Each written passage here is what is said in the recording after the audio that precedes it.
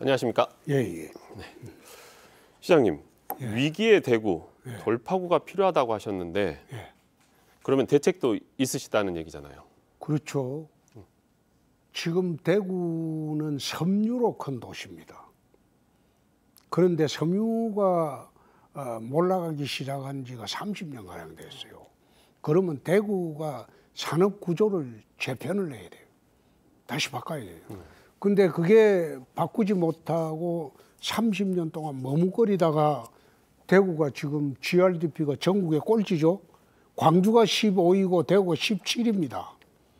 그래 돼 있으니까 과거 대한민국 3대 도시의 영광을 찾으려면 우선 공공기관을 혁신을 해야 되고, 공공기관이 혁신이 돼야지 시민들에게 이제 같이 대구시를 살리자고 호소를 할 수 있는 근거가 되는 거죠. 그래서 대구를 다시 되살리기 위해서는 지금 미래 50년 사업을 본격적으로 지금 한 5달 전부터 제가 취임하고 난 뒤에 추진을 하고 있습니다. 네, 방금도 말씀하셨습니다만 공공기관 혁신, 공공기관의 대혁신이라는 건 어떤 의미일까요? 기본적으로 기득권 다 카르텔을 좀 타파하자는 거죠. 카르텔. 기득권 카르텔이죠. 지방 가면 지방에 있는 토고 세력들하고 전부 연대를 해가지고 행정기관들이 대부분 기득권 카르텔이 있습니다. 그 카르텔 속에서 인물도 개방 안 하고 경제도 개방 안 하고 우리끼리 하다가 지방이 오그러듭니다. 뭐 대구뿐만 아니라 광주도 그럴 겁니다. 그래서 이번에 제가 시장 되고 난 뒤에 기득권 카르텔을 타파한다. 그리고 인재도 이제 풀고 기업의 규제도 확 풀어버리고 그렇게 해서 대구에 기업하러 오는 기업이 지금 줄 서서 오려고 하고 있죠. 오고 있습니다. 그리고 인재도 대폭 이제 외부에서 수혜를 하고 있습니다. 그러니까 결국은 지방 도시가 발전하는 건 정말 튼튼한 건전한 기업들이 와서 살려야 되는데 그걸 지금 하신다는 거죠? 그렇죠. 그게 이제 광주도 해야 되고 대구도 해야 되는 것이 제가 늘 이제 주장을 해왔듯이 과거 6, 70년대에 한국의 경제 발전의 동력은 고속도로였어요. 고속도로가 지나가는데 다 발전이 됐거든요. 그런데 앞으로 21세기의 경제 발전의 원동력은 고속도로가 아닌 하늘길이 될 겁니다. 하늘길.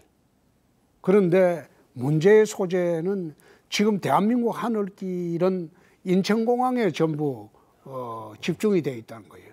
우리나라의 수출하는 항공화물의 98.2%가 인천공항으로 나갑니다. 그러니까 지방에는 첨단 산업이 내려오질 않죠. 우선 물류 수송 길이 막히니까. 그래서 그걸 이제 해소하기 위해서 우리나라 공항 하늘길을 이제 4대 권역으로 나누어서 하늘길을 새로 만들자는 거죠. 인천공항, 광주 같으면 무안공항, TK 신공항, 그 다음에 가덕도 공항. 이렇게 해가지고 각 공항마다 하늘길을 골고루 배분을 하게 되면 산업들이 저 하늘길을 중심으로 다 모일 수밖에 없죠. 특히 그 첨단 산업은 첨단 산업의 제품들은 전부 항공으로 수출합니다. 만약 그 수도권에 있는 기업들 중에서 거기는 땅값도 비싸고 물류 비용도 비싸죠. 그런데 지방의 수도권의 절반도 안 되는 그런 비용으로 탄생하는 지역이 있다면 그걸로 가겠죠. 그럼 내려오게 되면 거기에 우리가 교육 인프라 해줘야 되고 의료, 문화, 그 다음에 주거 인프라를 새로 마련해 주게 되면 전국이 골고루 이제 발전을 하게 되는 거죠. 그래서 수도권에 지금 98.2%나 집중된 이런 여객 항공 수요를 지방으로 전부 골고루 배분하자는 거죠. 그래서 광주도 무안공항을 중심으로 발전하려면 광주 발전을 위해서 군공항을 이전해야 되고, 대구는 군공항하고 민간공항하고 같이 TK 신공항 쪽으로 다시 이전을 한 거, 그렇게 하는 게 국토 균형 발전이고 지방 살리는 길이다. 나는 그렇게 봅니다. 근데 이 TK 신공항 특별법 연내 국회 통과될 수 있을까요? 그 열쇠는 저 민주당에서 쥐고 있죠. 국회에 다수를 점했으니까. TK 신공항 특별법은 정부 여당대 의견 조율은 지난 화요일에 끝났습니다. 대통령실하고 각 부처하고 전부 조정이 끝났어요. 원안대로 통과하기로. 끝났기 때문에 정부 여당의 의견 조율은 끝났고, 그러면 민주당의 이제 결정만 남았는데, 민주당이 지금 다급한 게 광주의 통합신공 군공항 이전입니다. 그러면 내가 그런 제의를 했어요. 광주 군공항 이전 우리가 도와준다. 같이 통과하자. 그러면 민주당이 우리를 도와주고 우리도 민주당 도와주고, 그게 제대로 된 정치 아닙니까? 그렇죠. 이제 정쟁은 하더라도 국민 민생에 관련되고 지역에서 거의 최우선 과제는 그 풀어주는 게 정치의 도리죠. 먹고 사는 일에는 그렇죠. 합심하자 이 말씀이시죠. 그 같이 가야죠. 그래서 이번에 광주시당위원장 하던 분하고 그 광주 공항 이전 발의하신 송갑석 의원, 이정훈 의원, 그 다음에 이정훈이죠. 이병훈 의원, 네. 이병훈 의원하고 그 다음에 그 강기정 시장하고 오늘 다 합의를 했죠. 그래 하기로. 근데 이제 시장님 내용에 보니까 임기 내 1조 5천억 원의 채무 상환이라는 내용이 있어요. 이게 그렇죠. 1조 5천억. 네. 되면 굉장히 좋은데. 그게 내 경남지사를 하면서 1조 4천억을 3년 6개월 만에 돈을 받아 다 갚아가지고 경남도청이 아마 광역단체 사상 최초로 채무 제로가 됐어요. 빚을 다 갚았어요. 그 다음에는 마지막 도지사 하던 그 다음에는 한 100억 흑자를 냈어요. 적자 도정이 아니고. 그때는 경남에는 도유지 재산이 별로 많지 않아요. 도유지 재산이.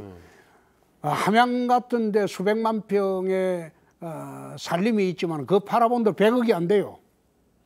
그래서 자산을 안 팔고 행정개혁, 재정개혁만으로 3년 6개월 만에 부채 1조 4천억을 갚았어요. 근데 대구시에 와보니까 지금 2조 한 4천억 빚이 돼요. 그런데 그 빚은 경남도지사 할 때보다도 갚기가 훨씬 쉽죠. 대구는 대도시이기 때문에 자산 팔 게 있어요. 자산을 민간에 매각하고 민간이 거기에 개발하게 해주고 그 다음에 우리는 그 돈으로 빚 갚고 하는 자산 팔 게 있어요. 네?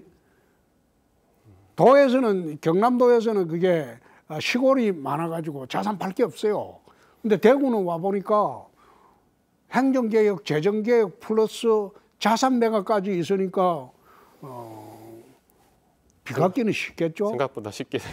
경남보다는 쉽게 되고 또 금년도 이제 내년도 우리 예산 편성을 의회에 제출했는데 대구시 의회 사상 처음으로 신규 지방채를 발행하지 않아요. 적자 예산을 편성 안 한다 이 말이에요. 우리는 거의 흑자 예산을 편성을 했어요. 균형 예산으로. 그래서 공채 발행해서 예산 충당하고 이런 절차를 없앴습니다. 우리는 그 예산에 돈이 되는 대로 살림 살자. 절대 빚내서는 살림 안 산다. 그런 내년도에도 우리는 한 3천억 이상, 금년에 한 1,100억 이상 갚았고 내년도에 한 3천억 이상 갚을 준비를 하고 있죠. 미리 알고 하신 건 아니죠? 지금 이렇게 공채가 지방채나 이런 게 어려워질 거라고 생각을 하시고 한 건 아닐 텐데. 아니 경남에 있을 때도 나는 신규 지방채를 발행 안 했어요. 근데 어느 시군이나 우리 어느 시도에서도 예산은 반드시 지방채를 발행해서 신규 지방채 발행해서 그거로 예산을 갖다 씁니다. 몇 천억을. 그런데 경남에서도 안 했고 이번에 대구에서도 사정이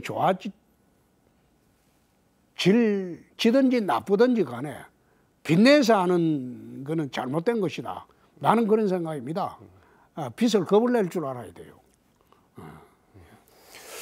어떻습니까? 저희가 이제 광주 같으면 광주천하고 영산강이 있고 대구는 금호강이 있지 않습니까? 네. 금호강 르네상스 말씀하시는데 그거는 이제 우리가 대구를 관통하는 게 한 100리길 되죠.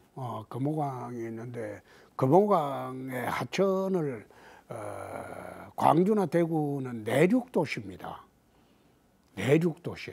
내륙 도시다 보니까 그 하천의 중요성을 잘 몰라요. 그래서 금호강을 제대로 따듬어 가지고 시민들의 휴식 공간, 그리고 대구가 내륙 도시고 대구가 굉장히 더워요. 또 분지 도시이기 때문에. 그래서 금호강을 제대로 수변 도시로 만들게 되면 대구 전체의 기온도 낮아지고, 그리고 아름답고 주민들이 편하게 쉴 수 있는 공간도 생길 것이다. 그래서 금호강 전체를 아름답게 바람길, 물길, 사람길 그렇게 해서 지금 따듬을 준비를 하고 있습니다.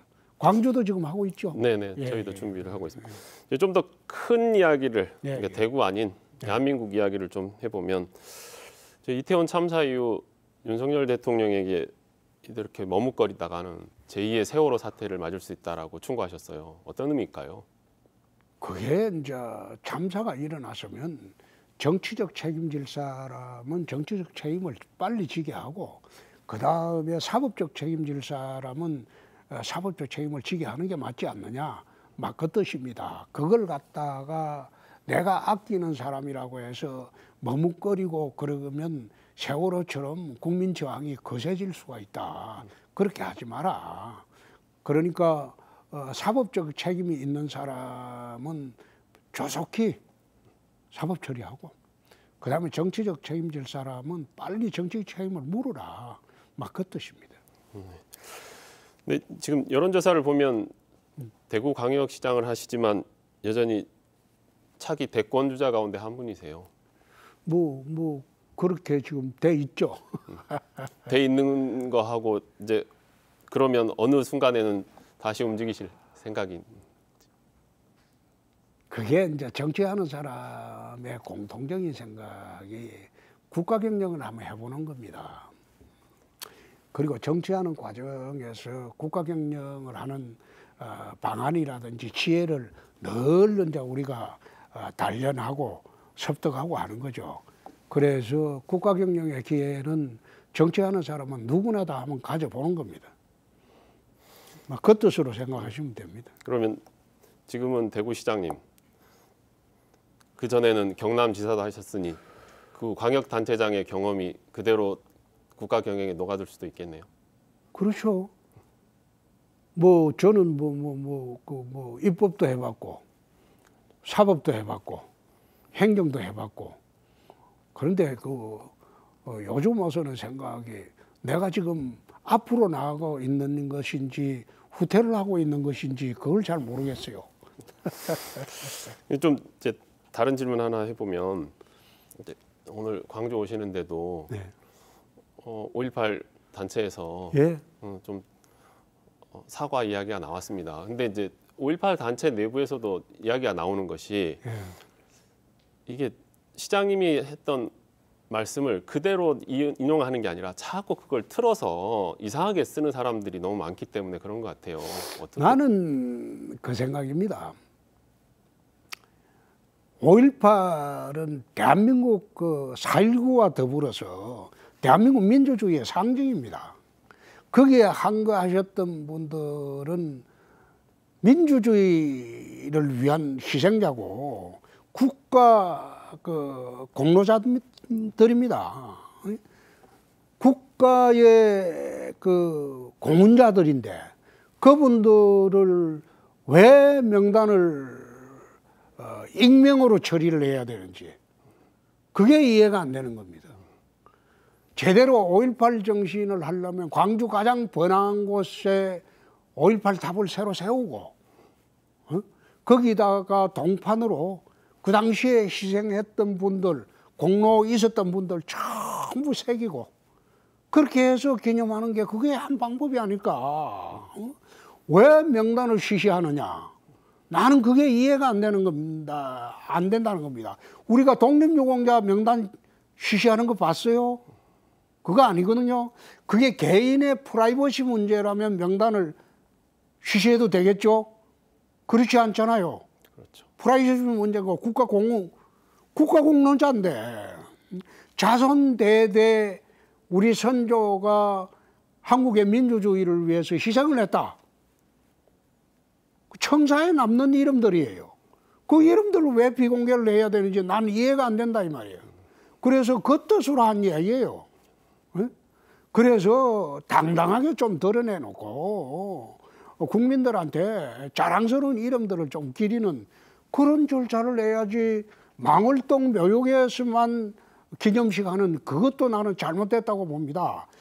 5.18 민주화 운동 당시에 전부 일어섰던 사람은 광주 시민들 전체입니다. 네? 그 중에서 앞장섰던 사람들 희생자가 있을지 모르나 5.18 민주 그 항쟁에 가장 앞장섰던 사람은 광주 시민 전체죠. 그래서 그런 뜻으로 난 이야기를 했는데 자꾸 5.18 일부 단체에서 그것을 갖다가 곡해를 하고 또 오해를 하고 그래 이야기를 하니까 내가 참 답답하고 두 번째 하나 말씀드릴 거는 이 기회에 5.18 보상법하고 5.18 민주화 운동으로 규정을 하고 그리고 전두환 노태우 두 사람을 처단해서 감옥 넣은 사람은 YS입니다. 김영삼 대통령 시절이에요. 모든 입법도 김영삼 대통령 시절에 다 한 거예요. 그래 다 했는데 그걸 갖다가 아직도 그 전노하고 같이 연결 지어 가지고 그 우리 당을 좀 자꾸 핍박하는 거 그것도 나는 좀 오해가 많으시다. 그것도 좀 문제라고 나는 생각을 하는 게 민정당하고 우리가 그 전노 세력하고 그 단절한 거는 YS 시절입니다. 지금 이 당은 YS가 다시 재탄생시켜 가지고 이어져 내려온 당입니다. 그런데 전노 문제만 나올 때마다 그걸 우리 당하고 연결 지으니까 저는 사실 그 YS 당에서 출발했거든요. 그러니까 가끔 가다가 공식적으로 말씀은 못 드리고 서운하죠. 알겠습니다. 마지막으로 광주 오셨는데 광주 전남 시도민에게 한마디 인사 말씀. 광주 전남은 사실 제가 그 91년 3월부터 92년 8월까지 북구 우산동 현대아파트에서 광주 시민으로 1년 4개월을 살았습니다. 광주에 처음에 제가 검사로 내려올 때는 전두환 대통령 시절 직후에 전두환 대통령 형 정규환 씨를 구속하지 말라고 했는데 내가 강제로 구속하는 바람에 광주에 좌천이 돼서 내려왔는데 광주에 내려와서 1년 4개월 동안 내가 우리 유치원 다니는 애하고 초등학교 무등 초등학교 다니는 큰 놈하고 데리고 내 무등산도 10분 이상 올라갔습니다. 그만큼이나 광주에 대한 참 애정도 있었는데 정치를 시작하고 난 뒤에 뜸해져 버렸어요. 그 하도 우리 당을 싫어하니까 그래서 이젠 좀 오해 푸시고 저희들이 잘하겠습니다. 오늘 강기정 시장님과 달빛 동맹을 맺으면서 광주의 현안, 대구의 현안을 이 정부 내에서 동시에 같이 힘을 모아서 해결하도록 하겠습니다. 네. 예. 바쁘신 시간 내주셔서 대단히 감사합니다. 고맙습니다. 고맙습니다. 예.